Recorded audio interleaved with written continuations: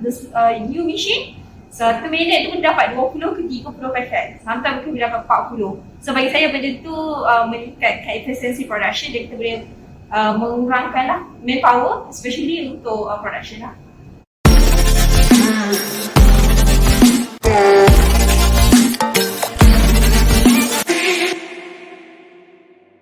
Okay, nama saya Nur Syahida. So saya kat sini QA Executive di Nutri Frozen Food. So Nutri Frozen Food ni ialah kilang yang memproses dimsum, main product, pau, roasted chicken dan pelbagai lagi lah. Before this, kita normally kita pakai manual punya packaging machine lah, vacuum pack. Jadi kita pack one by one lah.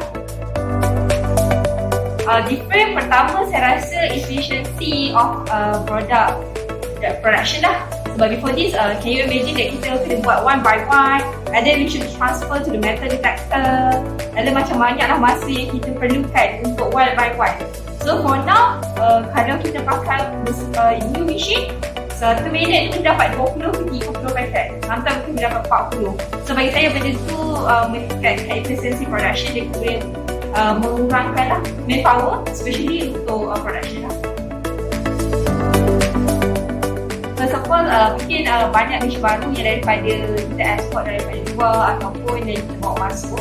Kita mungkin tak tahu any cara penggunaannya and then macam mana nak bawa. Tapi dengan LNS Machinery, kita rasa diorang guide daripada awal lah. Which is diorang datang and help from sampai settle down. Personally, kalau saya cakap dengan frozen, kita our side is pending to macam settle down, and then you are okay waiting and help kita sampai settle down semua. Dan dari segi training pun ada untuk kita proses ni, and then ada untuk LNS Machinery pun, if ada issue, kita boleh revert as soon as possible to it. So it is my opinion about LNS Machinery lah.